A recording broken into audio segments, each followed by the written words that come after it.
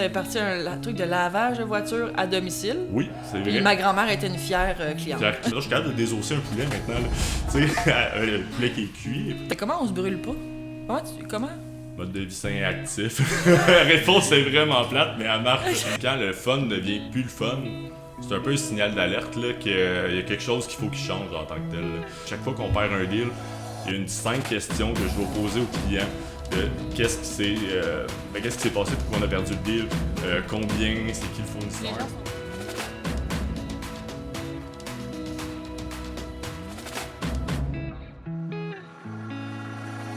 Commandant, je me rappelle que il faut que tu sois quick quand t'as des réponses courtes. Donc je suis en confiance, là, mais mon Dieu, je l'ai pas trouvé facile. Ah, c'est clair. J'étais comme un retour, bang! J'étais comme, mais c'était cool comme concept. J'aimais bien ça. Ouais, bonne avec question. Les petites questions d'Alex Hogan à la fin aussi, Oui. avec l'humour, le petit tourneur humour, là, il y avait bon. quelque chose d'intéressant. Hey, Alex, bienvenue sur mon podcast Very Moi. Je pense que c'est la première fois que je t'invite. C'est la première fois que tu viens. Oui, Pas c'est la dernière. première fois. Non, non, évidemment. Là. On se voit quand même souvent parce que pour la petite histoire, j'aime toujours dire aux gens pourquoi j'invite la personne sur mon podcast et ça se veut que nous, on a travaillé ensemble au McDo pendant de longues années. On a rigolé ensemble, on a joué au tennis ensemble, on a les mêmes amis, la même gang de mecs copains, tout ça. Donc ça a parti de vraiment longtemps, on ne dira pas le nombre d'années, parce qu'on vieillit. On veut regarder ça un petit peu caché. Mais j'invite toujours des gens qui ont un parcours inspirant, un parcours entrepreneur. Et toi, Alex Marchand, tu es cofondateur de l'entreprise Recursive qui développe des applications mobiles, on dit ça? Applications web, applications mobiles, puis maintenant on intègre aussi des technologies d'intelligence artificielle. Parce que... Et toi, ton rôle? Moi, mon rôle, je suis directeur des ventes puis cofondateur de l'entreprise. Okay. Et là, aujourd'hui, j'aimerais en savoir davantage, Alex, sur... parce que, tu sais, moi, je te connais bien, fait que je sais qu'on n'a pas trop d'inside, là, mais j'aimerais ça que les gens découvrent un peu plus l'envers du décor, à savoir, tu sais, une entreprise en application, ça se développe comment? Parce que tu as commencé l'entreprise il y a quand même 5 ans, plus de 5 ans. On a presque 7 ans, là, même. Là, c'est ça, on a commencé, on a le même... On a la même fête d'entreprise qu'on s'est lancé en même temps. 2019, represent. Dans la pandémie, là, tu sais, quand ça a fait ça puis ça a refait ça, là. Ah, ça, c'était des beaux défis. Ça. Mais ça a fait ça en maudit après, par exemple. Oui, ça a parti en flèche. Tous tes premiers clients puis qui fait... Ils disent, OK, ça marchera pas, on ferme ça, on revient. Puis là, que tout le monde revient en même temps. C'est la courbe qui a fait... c'était plus une courbe, là. C'était vrai. Ouais, c'était un peu inquiétant. Le mois de juin, mettons, en 2020, là, c'est eu des sueurs froides. On va chauffer par après, là, mais sur le coup, ça n'a pas fait du bien pendant que ça passe. Toi, en fait, tu as une entreprise, des employés, vous avez commencé petit, mais j'aimerais savoir le début de Recursive, parce que ça, je trouve qu'on n'en a pas beaucoup parlé. Oui, ben oui, évidemment. Ensemble, là, parce que je connais ton histoire maintenant. C'est vrai. Ben, dans le fond, nous, comment on a commencé, c'est que chacun de nos côtés, moi et mes partenaires, on s'impliquait durant nos études. On est rendu 5 maintenant, mais on a commencé à 4. 4 cofondateurs. Exactement. Okay.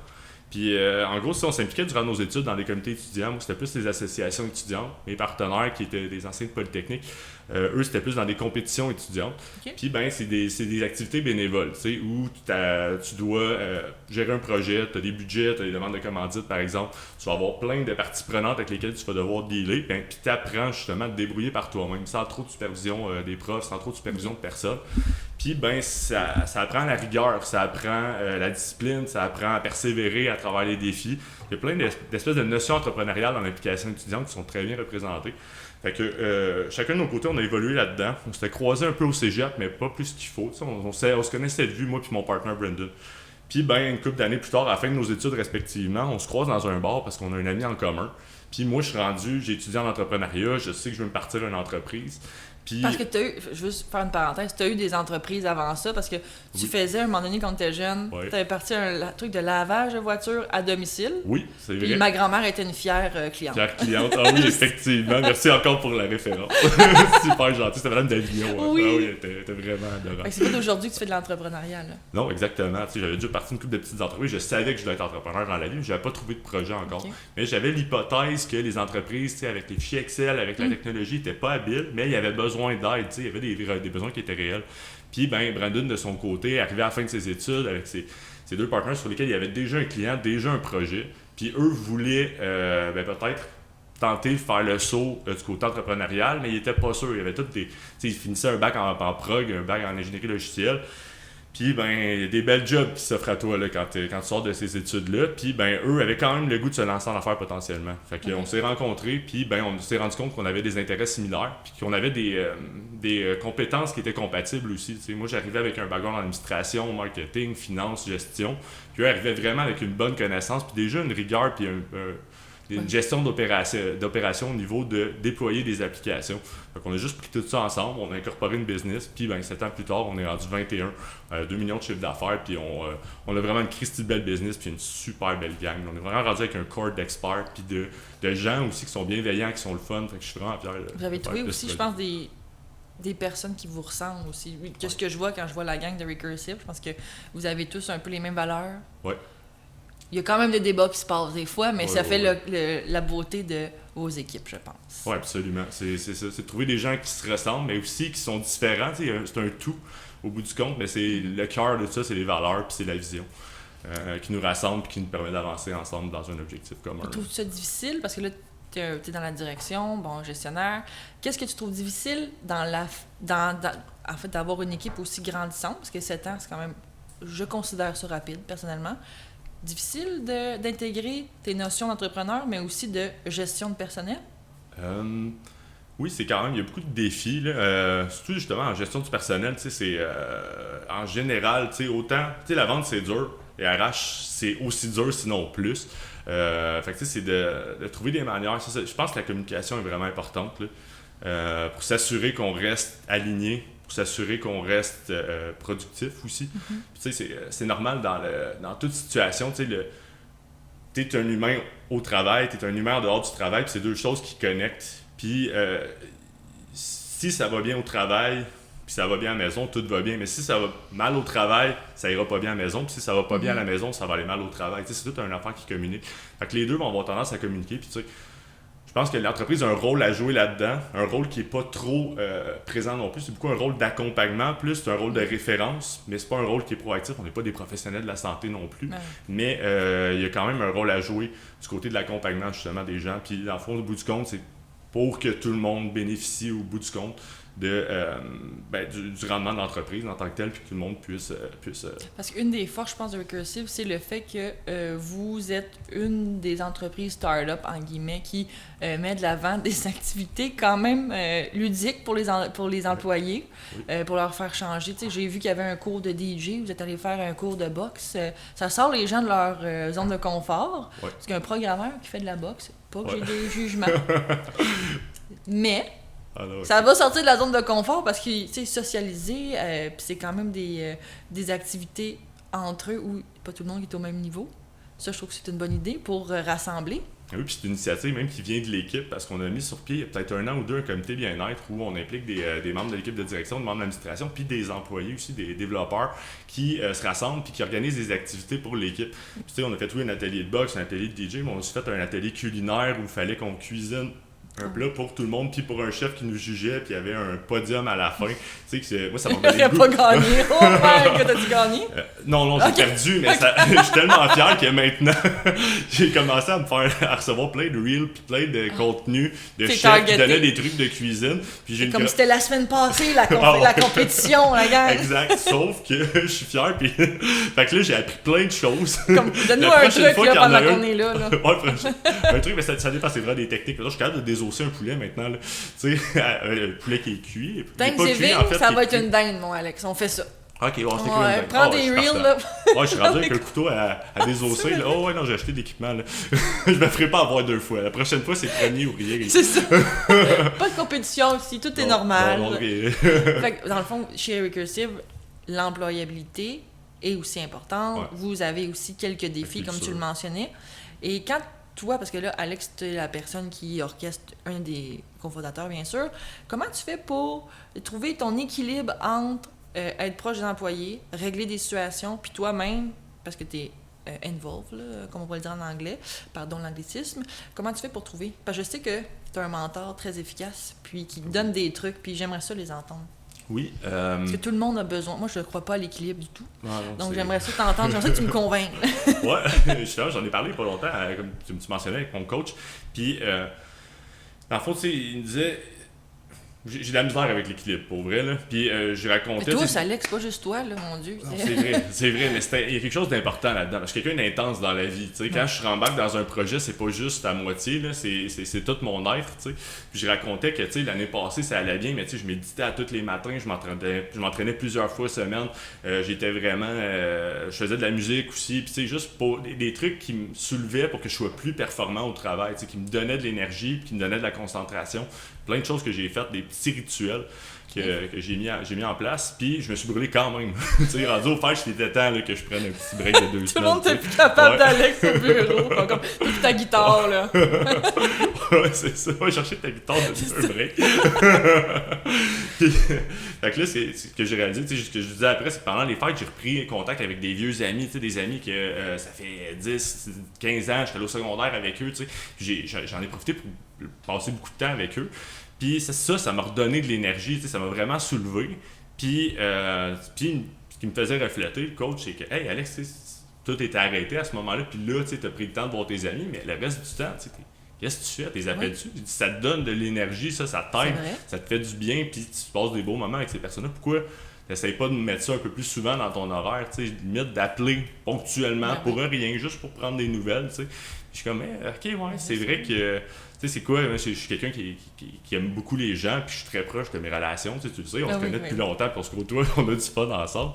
Tu sais, ça me soulève ça, fait qu'il faut que je mette du temps dans mon agenda pour mes proches, pour ma famille, pour mes amis, puis ça va m'aider à trouver un équilibre un peu plus dans l'avenir.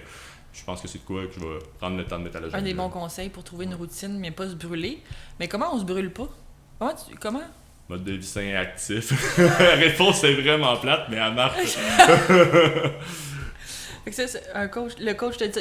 Y a un autre conseil que ton coach, tu sais, pour nous mentorer un peu, parce que, tu sais, au podcast, on reçoit des entrepreneurs, puis les entrepreneurs, ce que je remarque, parce que, tu sais, j'essaie de me mettre avec mon œil de journaliste, là, je mets pas mon chapeau d'entrepreneur moi aussi, mais ce que je remarque, c'est que tout le monde essaie de faire bien, d'essayer de répartir le nombre d'heures, puis de pas trop travailler. Mais tu sais, en même temps, si c'est ta passion, ton travail, elle est où la ligne où c'est le fun, ou là, ça tombe dans le « OK, là, j'en fais trop, je suis en train de me brûler. Mm-hmm. » Toi, c'est où le moment décisif, tu t'es dit « OK, là, wow. » Ben, c'est quand, tu l'as un peu mentionné, c'est quand le fun devient plus le fun. C'est un peu un signal d'alerte là, qu'il y a quelque chose qu'il faut qu'il change en tant que tel. Puis souvent, justement, c'est dans la gestion de l'énergie. Parce qu'on dirait qu'après une période de vacances, une période plus relaxe, on a toutes des périodes de rush, je pense, dans tous les différents marchés.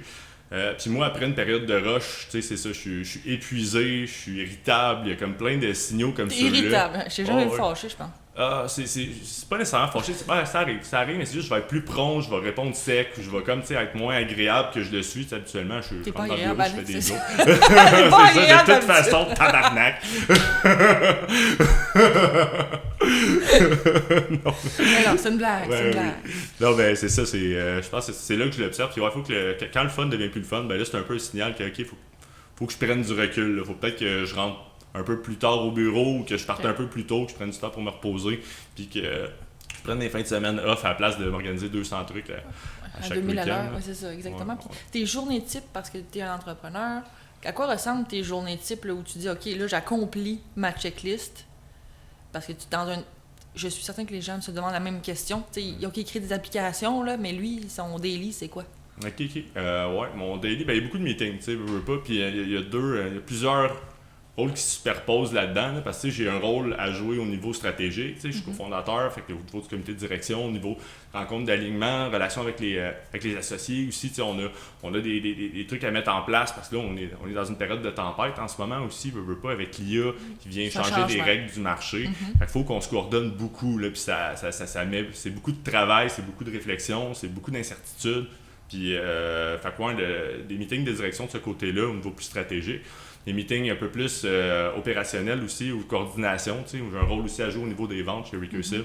Fait que s'assurer que tous les clients qui sont dans le pipeline ou les clients potentiels qui sont dans le pipeline ont un objectif de suivi. S'assurer de regarder avec les bonnes personnes qui sont assignées au bon dossier. Hey, tu as un suivi cette semaine, quand est-ce que tu penses le faire? Est-ce que celui de la semaine passée est fait, etc. Puis aussi un rôle de vendeur, fait que faire des suivis clients, faire des suivis de leads. Fait que il y a comme beaucoup de choses dans mon horaire qui se superposent à ce niveau-là.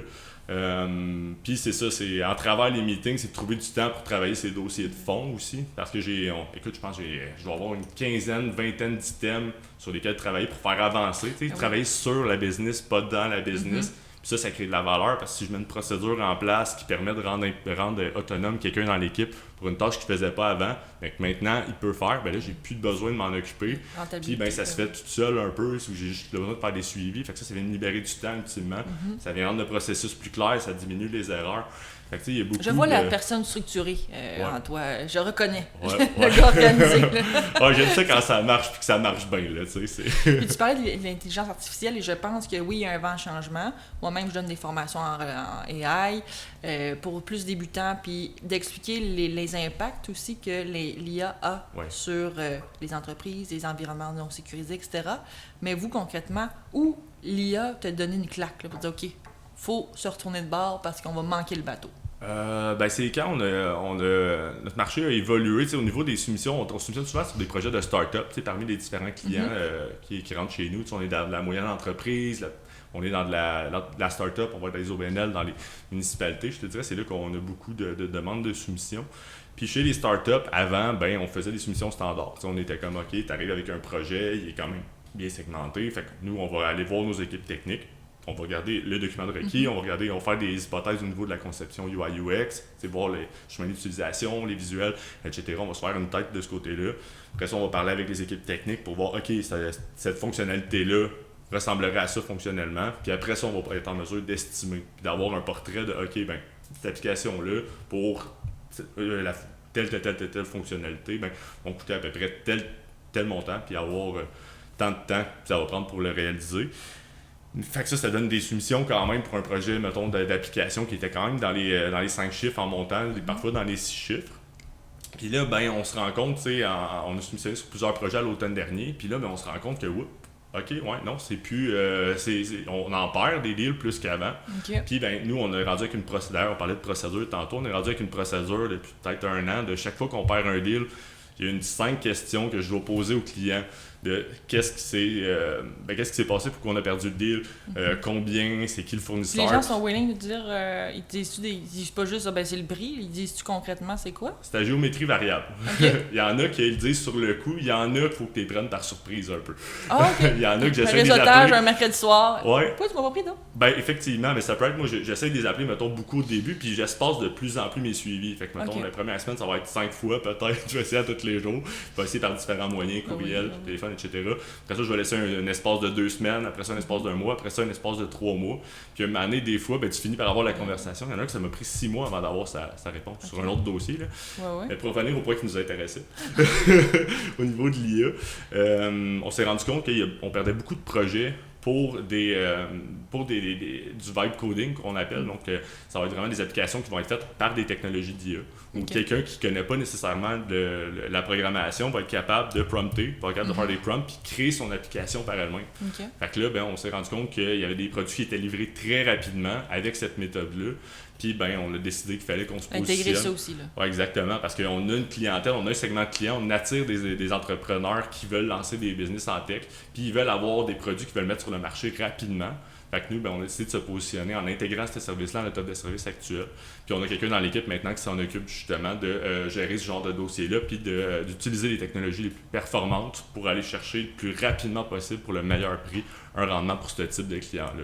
Comment ça a été pris dans la compagnie de OK, on fait un virage, on ajoute aussi une offre de service, les programmeurs ont peut-être des nouvelles tâches, nouveaux trucs à apprendre aussi. Comment ça a été pris? Il y a de la résistance au changement, puis c'est normal. Honnêtement, le changement, ça fait peur, puis le changement, tu sais, on est comme dans n'importe quelle entreprise, tu finis par travailler avec des techniques, tu finis par travailler avec des processus, tu rentres au bureau, tu sais ce que tu as à faire, les attentes sont claires, puis tu es évalué à la fin, puis tu es comme, oui, j'ai un bon rendement, j'ai une augmentation de salaire qui vient peut-être avec ça, ou etc. C'est vrai dans toutes les entreprises. Puis l'IA vient bousculer les manières de travailler. T'sais. Puis dans notre cas, nous, en technologie, si on ne l'intègre pas à notre modèle d'affaires, est-ce qu'on va encore être là dans 5 ans? La réponse, c'est on le sait pas, mais ça sera pas de la même manière qu'on va être là si on réagit pas. T'sais. Fait que nous, on a fait le choix de réagir rapidement. Puis c'est sûr qu'au niveau du staff, honnêtement, on a organisé des activités pour les familiariser avec la technologie, une activité où il n'y a pas vraiment il y a un livrable qui est clair, mais il n'y a pas d'attentes qui sont extrêmement claires. On était plus dans expérimente avec la technologie, présente-nous un rendu, il y a 3 équipes différentes, puis à la fin on va évaluer puis on va définir un gagnant, mais expérimenter avec ça, puis on a vu que ça a généré une retombée positive, que les gens ont appris à aimer ça un peu. Encore certains concerns, mais il y a quand même un avancé de ce côté-là. Puis après ça, c'est de la formation, puis c'est de répéter, puis c'est d'amener le changement progressivement, puis c'est d'accompagner les gens en restant transparents. Là. J'ai appris quelque chose dans une conférence que j'ai eue récemment, puis ça me faisait rire, parce que j'ai dit, il faut que je dise ça, Alex, il va rire. Dans les équipes, parce qu'on parlait de réfractaires au changement, le conférencier disait que dans toutes les équipes, il y a des carottes, des œufs et des petites graines de café. Okay. Et les carottes, quand il y a trop de changements, quand il y a un meeting, là, les carottes viennent molles. Eux autres prennent plus de décision. Ils sont comme, whatever happens, moi, je me brûle pas, puis comme je veux pas me mouiller. L'œuf, lui, c'est le réfractaire. Il vient dur, c'est non, ça passera pas. Puis les petites graines de café, puis je vais t'expliquer après ça comment il expliquait ça. Les graines de café, elles, dans l'eau chaude, elle change de couleur, elle donne la couleur, puis c'est comme, ça va au gré du vent, là, mais ça change la vibe, c'est plus positif. Alors, il fallait avoir un ratio de carottes, d'œufs et de graines de café. Ouais. Fait que là, dans tes équipes, les prochaines fois, tu regarderas qui est une carotte, qui est un œuf. Là, moi, je divise tout le monde dans les 3 catégories, puis tu changes ton message. Ça serait ça mon conseil que j'ai appris dans une conférence, que selon que c'est une carotte, un œuf ou une graine de café, le message peut être totalement différent, mais à la fin de la journée, le but, c'est qu'ils acceptent le changement. Fait que ça, je pense que ça serait une chose qui a peut-être à voir avec des réfractaires au changement. Ça peut aider. J'aime vraiment l'idée. Puis je trouve ça très drôle. Je me demandais si j'étais une carotte, un œuf ou une graine de café. Puis moi, j'étais comme moi, j'ai une niche en construction, puis je suis comme, mon doux, j'ai beaucoup d'œufs. Versus de carottes, là, beaucoup d'œufs. Là. Ouais. Moi aussi, j'ai beaucoup d'œufs. Honnêtement, bonne y passer. Maintenant, tu vas voir les gens meeting œufs, carottes, graines, œufs, carottes. C'est sûr que c'est comme ça que tu vas voir ça. Mais mettons, un œuf, faut-tu que tu le fasses bouillir assez longtemps, puis après ça, il devient un peu plus mou, ou c'est comment ça marche? L'œuf, il revient pas de sa coquille. C'est ça que j'ai compris dans l'exemple. Il est vraiment réfractaire, c'est un non. Ça, faut pas t'en être trop, parce que c'est dur à faire changer un œuf. Là. C'est la théorie de l'œuf et de la carotte et de la graine de café. OK, c'est bon. Je vais penser à ça. Puis en tant que directeur des ventes, plus sérieusement, je me disais, est-ce que ta personnalité a influencé, parce que tu as évolué durant ces 7 années-là au sein de Recursive, puis de Alex que je connais, c'est sûr que moi je vois Alex du McDo, je te connais bien, je vois que tu as évolué, mais ta personnalité aujourd'hui, est-ce qu'elle influence comment tu vends? Oui. C'est une bonne question. Parce que peut-être à l'instinct ou tu suis une méthode structurée. Ouais, c'est un peu les deux. Tu sais, moi, de mon côté, je suis beaucoup... je suis quelqu'un d'assez cartésien, mais je suis aussi quelqu'un d'assez... j'ai fait un test Nova il n'y a pas si longtemps. Là, je tire beaucoup sur le aimable puis l'expressif. Puis avec un côté analytique assez fort. Ça, mais je suis couleurs, très peu directif. Ouais, rouge, jaune, bleu, OK. Ouais, exact. Puis ça, c'est quoi tes couleurs, toi? Moi, c'est très vert, assez jaune, puis un peu bleu, puis... un peu rouge, mais vraiment pas tant que ça. Je suis pas confortable tant que ça dans le moi, j'ai fait le test, c'était rouge tout le long. Je suis pas surpris. OK. Ouais, les gens, c'est quoi le nom du test, donc? Nova. Mais il y en a d'autres aussi, ça, mais celui-là, j'ai trouvé intéressant dans la lecture que j'ai eue. Puis en fait, c'est ça. Moi, ça se reflète dans ma manière de réseauter beaucoup. Parce que j'ai une facilité à créer des liens avec les gens. Puis, ça fait en sorte que je vais gagner rapidement la confiance des gens, puis que je vais être capable de générer peut-être des opportunités à travers ça, ou juste de générer des liens, justement. Puis, mais c'est ça, côté aussi plus cartésien, il faut que les processus soient énormément clairs pour que je sois confortable dans le département, il faut que je sois intégré, j'aime ça, livrer. Puis j'aime ça que les attentes soient claires envers moi, puis j'aime ça livrer la marchandise aussi. Fait qu'il y a un peu tout ça là-dedans dans le besoin d'avoir un cadre clair, mais qui est assez flexible pour permettre d'avoir du fun dans le meeting, permettre de jaser, d'apprendre à se connaître. Mais il faut qu'on avance quand même, puis qu'on amène ça vers un close Puis comment tu évolues? Parce que quand on est... Moi aussi, je suis seule en entreprise, mais toi, tu es avec des partenaires, mais quand même, tu n'as pas des tapes dans le dos tout le temps. Comment tu fais pour évoluer? Pour dire, OK, j'avance, je me teste. As-tu des trucs que tu utilises pour dire, OK, je continue mon évolution dans le bon sens, pour dire, OK, je suis parti de A, mais je m'en vais vers... Ouais, j'ai commencé beaucoup avec le développement personnel, j'ai commencé tôt, j'avais peut-être 17-18 ans, des livres sur le leadership, l'influence, essayer de mieux me comprendre. Après ça, je tombais un peu plus dans la psychologie. Puis là, éventuellement, je me suis rendu compte pour en prendre puis en laisser avec ces livres-là. Puis c'est où qu'on trace la ligne, c'est un peu difficile. Fait que plus tard dans ma vie, là, je suis rendu à un point où j'ai allé chercher de l'accompagnement, par exemple en psychothérapie, justement, pour apprendre à mieux me connaître au niveau de mes émotions, la gestion des émotions, gestion des situations, des comportements, puis tout, vraiment gagner une meilleure connaissance de moi-même. J'étais allé chercher du mentorat aussi avec quelqu'un qui avait eu un chemin de carrière qui ressemblait à celui que je voulais avoir. Un professionnel qui a eu une entreprise, qui a Exactement. L'expérience à la cravate, comme on dit. Ah ouais, vraiment beaucoup. Puis aussi, je me suis inscrit dans un programme en entrepreneuriat aussi, puis ça venait avec du coaching. Fait que là, j'ai comme vraiment 3 professionnels que je rencontre régulièrement, qui me donnent du feedback, qui me donnent de la rétroaction, qui me font spinner. Puis là, j'évolue énormément à travers ça, mais je n'irais pas jusqu'à dire que je suis dans une période de confort présentement, parce que je suis tout le temps challengé. Merci de dire ça, parce qu'on a rencontré des gens. Faut pas le répéter. Il nous disait que c'était un long fleuve tranquille, l'entrepreneuriat. Ah non, c'est pas un long fleuve tranquille, pas du tout. Faut aimer ça, faut aimer l'intensité. T'sais, moi, j'adore l'adrénaline, j'ai une moto, j'ai un char qui va vite aussi, j'ai fait des sauts en parachute, de guitare et de volant, Alex, là. J'ai fait de l'impro, j'ai des situations inconfortables un peu, j'aime ça. Je trouve beaucoup de confort dans l'inconfort, étonnamment. Là. Moi, on m'a déjà dit, toi, ta zone de confort, parce que là, c'est quand t'es pas dans ta zone de confort. J'étais comme... J'en connais quelques-uns. Effectivement, je pense que c'est pour ça qu'on s'entend bien. Une des nombreuses raisons. Oui. On joue au tennis, c'est très bon tennis d'ailleurs. Ah ouais, ben merci. Il voulait plus qu'on finisse la dernière fois. Je pense qu'on a joué 2 heures. J'étais comme je suis au bout de ma vie. C'était le fun. C'était vraiment le fun. Quand je voulais aller vers la pression de la performance, parce que je sais que tu es quelqu'un de très. Comment je veux dire ça? Perfectionniste, on va le dire. Ouais. Comment tu gères la pression? La méditation m'aide, honnêtement. C'est une appli? C'est comment tu fais? Les gens disent qu'ils font de la méditation, mais... Je pourrais la faire en dehors, mais j'ai une application juste qui me permet de tracker le temps que ça me prend. Puis aussi, c'est le temps que je suis rendu à genre 40 heures de méditation peut-être dans la dernière année et demie. Là. Fait que aussi, je trouve d'avoir des données, c'est comme je veux augmenter ces chiffres-là, je me vends dans 2 semaines. Faut-tu dans la performance dans une application de méditation? Ça va bien. Ouais. Je trouve que la méditation, dans mon cas, moi, ça me crée un espace pour vivre mes émotions. T'sais. C'est pas rare que durant une séance de méditation, que je fais juste me concentrer sur ma respiration, je me mets à avoir des frissons, des trucs de même, c'est que j'ai vraiment une émotion qui était jamais un nœud. C'est comme un peu quand tu te fais masser, il y a un nœud, j'ai l'impression qu'au niveau des émotions, des fois il y a des trucs qui restent pognés, tu sais. Puis que la méditation, le fait de se concentrer sur ta respiration, de se relaxer, laisser de l'espace aux idées de passer, aux émotions de passer, à un moment donné, le nœud, il pop, puis là, tout d'un coup, tu te sens bien concentré. Fait que ça m'aide à commencer mes journées du bon pied. À pas arriver au bureau avec du bagage la veille ou des trucs comme ça me laisse vraiment un espace, un petit moment reset, que je prends pour moi. Ouais. Okay. Fait que je dirais que ça, c'est une des choses qui m'aide beaucoup. Là. Donc, tu sais, la performance aussi, c'est en termes de relation client. Puis je pense que, tout comme moi, puis dans ton podcast, j'en avais parlé qu'il y avait une cliente qui m'avait poursuivi, puis on avait parlé en long et en large de cette situation-là. Puis j'aurais aimé ça, pouvoir te poser la question aussi. Les relations clients, c'est jamais des relations faciles. Non, on veut être au top de notre forme, on veut toujours donner le 110%, performer pour les clients. Mais as-tu déjà eu des clients où tu es comme plus jamais? Je refusais un client pour telle raison. C'est une bonne question. Parce que tu m'avais posé la question, puis j'étais comme, il faut que j'y repose. Non, c'est une bonne question, effectivement. Je pense que c'est important d'être sur la même, surtout dans du service, comme on fait.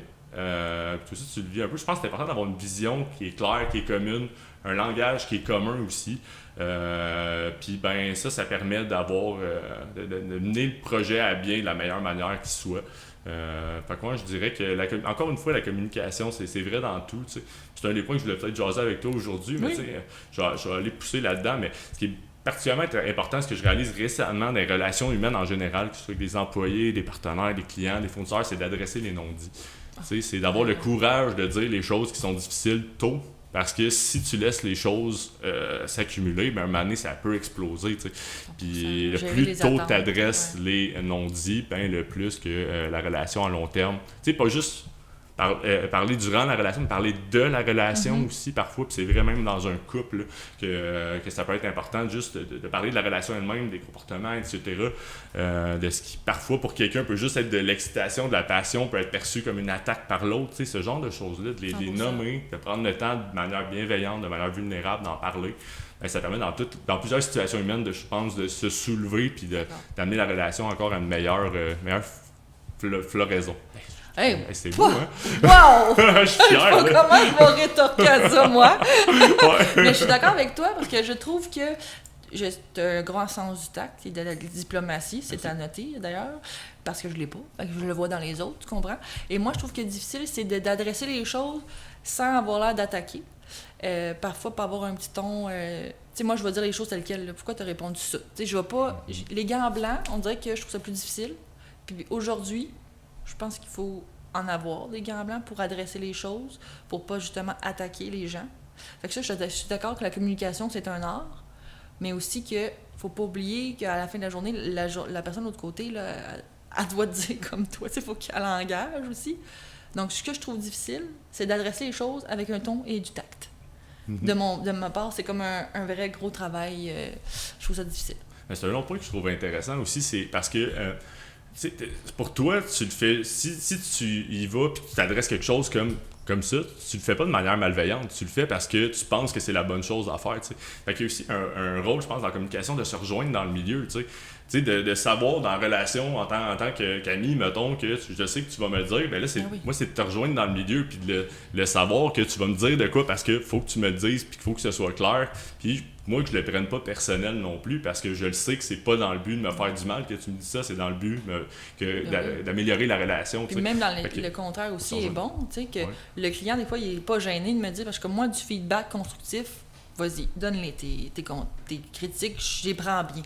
Mais ça aussi, le client, il faut qu'il le sache. Ou le fournisseur, ou peu importe, parce que, tu sais, des fois, tu n'es pas au courant de où tu peux aller. Fait que ça aussi, tu sais, parmi les non-dits dont tu parlais, c'est de dire, mettre sur table que, ben, moi, tu peux tout me dire, puis j'accepte la critique. Tu sais, à la fin de la journée, je travaille pour toi, puis on travaille dans le même sens. Tu sais, si tu me dis pas ce que tu veux, je peux pas le deviner. Fait que adresser les attentes, je pense, puis surtout de bien communiquer, je pense que ça fait toute une différence. Oui, absolument. Puis même que, tu sais, pour savoir ça aussi, tu sais, je pense qu'il y a, tu sais, en le leadership, là, t'as une matrice que j'aimais beaucoup, puis j'ai complètement oublié le nom, on le mettra dans les commentaires au pire, là. Mais c'était une matrice qui était d'un côté avec la tâche, puis de l'autre côté la relation. Puis, ben, les deux sont importants pour si tu veux un leadership qui est démocratique, qui est mobilisateur, tu vas maximiser les deux. Donc, tu vas avoir, oui, axé sur la tâche, oui, axé sur l'objectif, oui, axé sur réaliser des choses. Mais tu vas aussi être axé sur connaître l'autre, connaître les humains autour de toi, parler un peu des choses qui sont en dehors du travail, puis considérer l'humain dans sa part entière. Puis ça permet de créer les équipes les plus performantes, à mon avis, de ce que j'ai observé là, dans cette théorie-là. Mais si tu es juste d'un bord ou de l'autre, si tu es juste dans la relation, ben tu n'avances pas. Ta tâche n'avance pas. Puis si tu es juste dans la tâche, ben les gens, ça va devenir un leadership un peu plus comme très, très dans le travail. Puis ben ça va peut-être être moins mobilisant pour les équipes parce qu'il y a des gens qui ont des besoins relationnels plus élevés. Il y a des gens qui ont des besoins de tâches plus élevés. Fait que, tu sais, s'adapter aussi à ça, c'est quelque chose qui va être important pour que ça avance au bout du compte. Là. 100%. Je veux parler à mon ami. Là. Oui, allô? On change de masque. On change de masque, on change de chapeau. Ta vie personnelle versus le travail, où t'en es aujourd'hui? Oh, bonne question. Tu parlais d'équilibre tantôt, là. Maudit mot qu'on revient tout le temps. C'est pas facile. Mais, c'est un challenge? Ouais, ben c'est un challenge. J'essaie de faire de la place, par exemple. Mais ouais, c'est pas évident. Ouais. C'est ça, j'ai tellement peu à dire que... Tu sais, moi, c'est important la famille, c'est important les amis. Fait que ouais, je pense que... Je me suis laisser plus de place à ça, mais je pense que oui, de laisser plus de place, moi je pense à l'ami, là, je parle vraiment à mon ami, on est juste entre nous, là. De laisser de la chance d'avoir du fun. Je pense qu'au début, puis on est tous comme ça, on se donne à 110%, mais je pense que faut que tu te laisses de la place dans ton horaire pour avoir juste du fun. Ouais, faire des choses que t'aimes. Il faut se remettre au tennis. Alex, il faut vraiment se remettre au tennis. Ouais, c'est vrai. On va le perdre sinon. Ah ouais, ma raquette est dans mon intention rangement, elle est prête. Elle est juste à déballer. Prête à partir. On va y aller.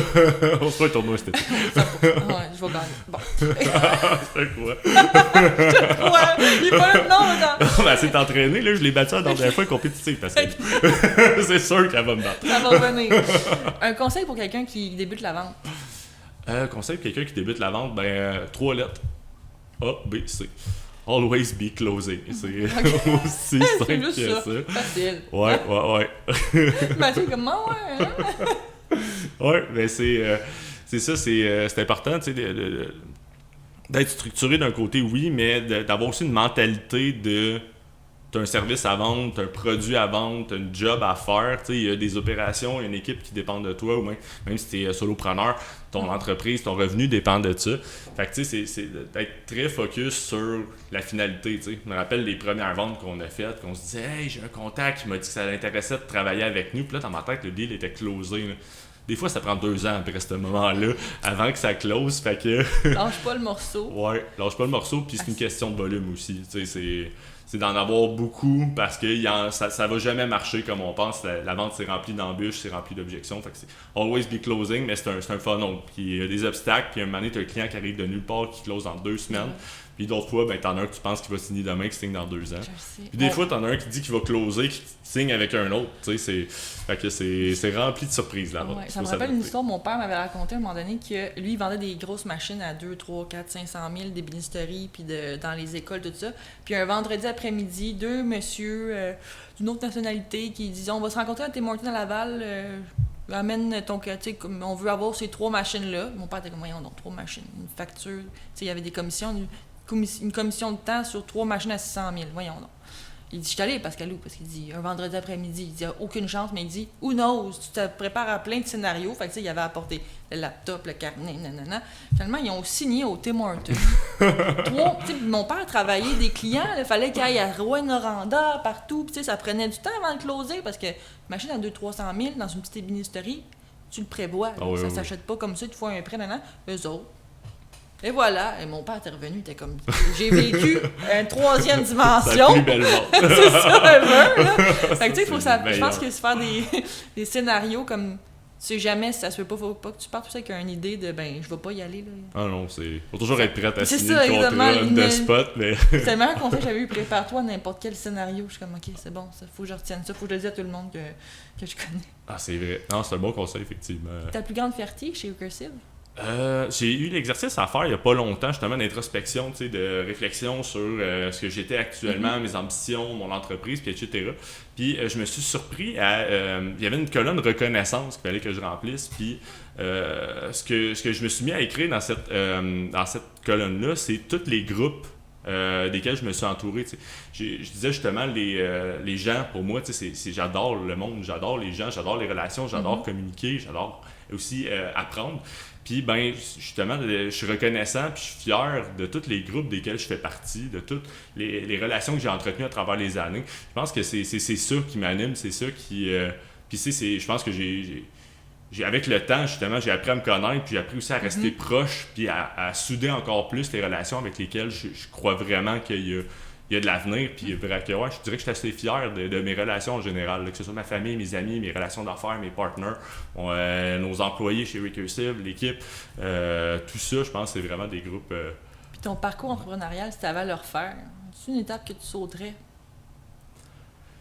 C'est une bonne question. Je sauterais-tu une étape? C'est parce qu'en même temps, si je suis rendu où je suis aujourd'hui, c'est parce que j'ai surmonté, puis on a surmonté un paquet d'embûches, puis aussi, on a eu des succès, mais je pense que je changerais rien, parce que c'est... L'outcome, si je change une affaire, l'outcome serait différent, je serais à une autre place. Peut-être que je serais à une meilleure place, peut-être que je serais à une pire place, mais ce que j'ai aujourd'hui devant moi, c'est ce que j'ai. Fait que je pense que non, c'est un chemin qui est sinueux, c'est un chemin qui est rempli de nids de poules, l'entrepreneuriat, mais c'est un beau chemin. La vue à la fin vaut la peine. La vue tout le long, en fait, vaut la peine. Des fois, il y a des du bouts, bois. t'es comme, qu'est-ce que je fais là? Pourquoi je m'inflige ça? Des fois, il y a du brouillard, mais des fois, il y a toujours une fin à ce brouillard-là. T'as raison. Ça, c'est un bon... Oui, t'as raison. Ouais. C'est pas un long fleuve tranquille, puis à la fin du brouillard... Tu vois la lumière Tu vois au le bout du soleil. tunnel. Non, Ouais, le peut-être soleil. pas la lumière au bout du tunnel. Là. Ouais, c'est un peu vrai. On termine toujours le podcast avec un questionnaire éclair. Oui.